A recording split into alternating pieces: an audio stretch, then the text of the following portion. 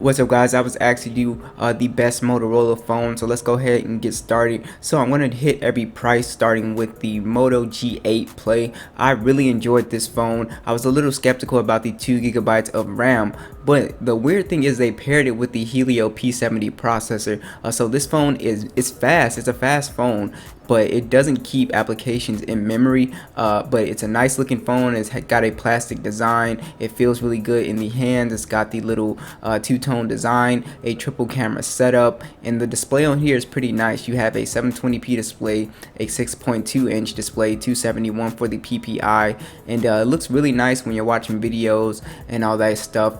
You do have Android 9.0 right out of the box with the Mali G72 GPU. And you also have 32 GB of storage, and like I said, that 2 GB of RAM is just really weird.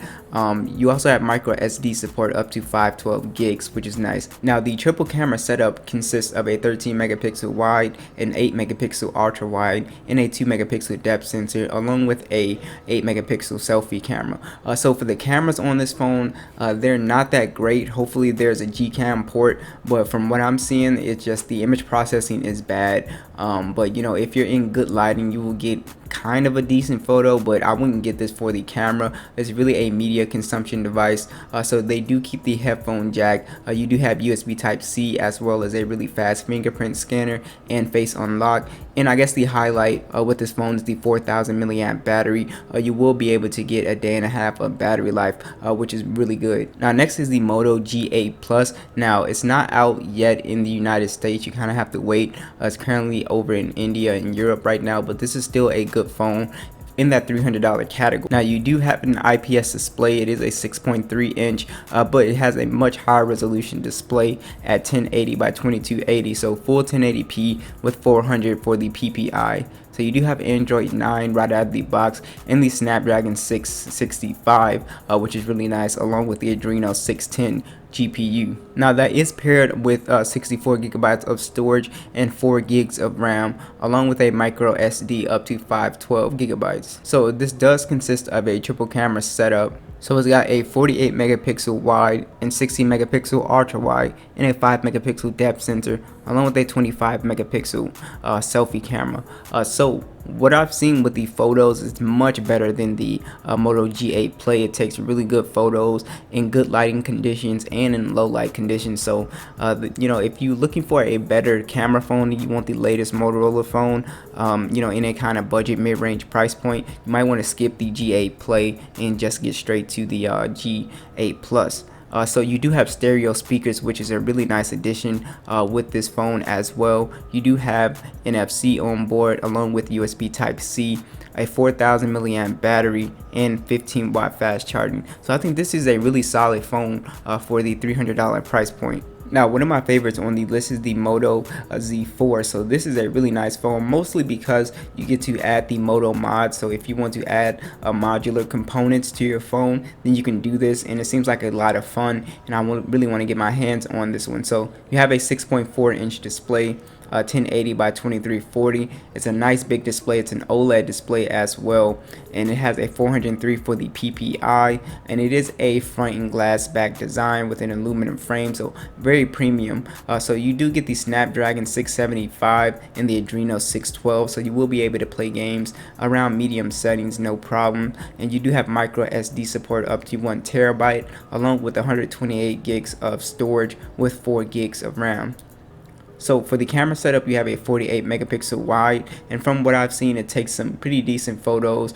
You have a 25 megapixel selfie camera as well, and so they keep the 3.5 millimeter jack, which is always nice to see.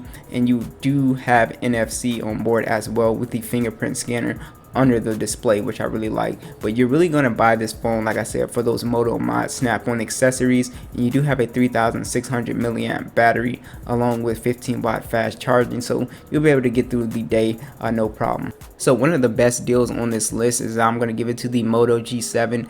For the international model, you can actually get this for $185, and this is just a steal at this price.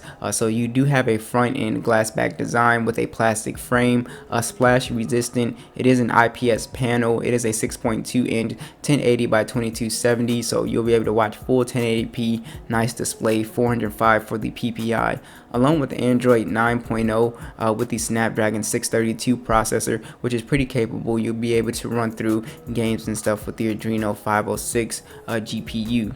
Now, along with that, you have micro SD support up to 1 terabyte with 64 gigs of storage and 4 gigabytes of RAM. So the main camera on here is pretty good from what I've seen. You have a 12 megapixel setup for the main one and a 5 megapixel depth sensor, along with a 8 megapixel selfie camera. Now, they do keep the headphone jack on here along with Dolby Audio, which is nice, and you do have NFC on this guy as well as USB Type-C. Your fingerprint scanner is on the back, but you have a 3000 milliamp battery, which is a little small, so you'll be able to get through the day, and then you'll have to be able to charge it up by the end of the day. But you do have that fast charging with 15 watts, so I think for $185 this is a steal. Now, if you're really into cameras, the Moto 1 Zoom is a really good smartphone for around that $489. Links will be down below, and this is actually a really good phone. So you have a Super AMOLED display. You do have a front and glass back design with an aluminum frame, and the Motorola logo lights up, which I really love. It is a 1080 by 2340, 403 for the PPI.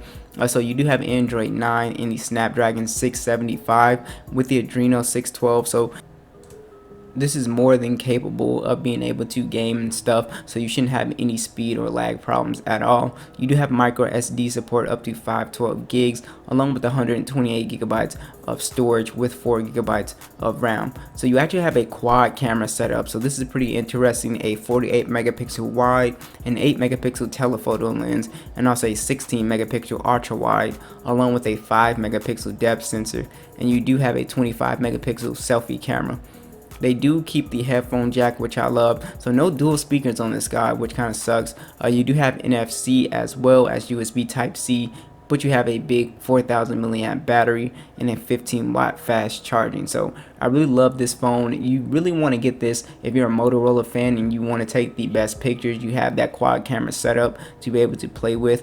So that's pretty much it. Thanks for watching. I will catch you guys on the next one.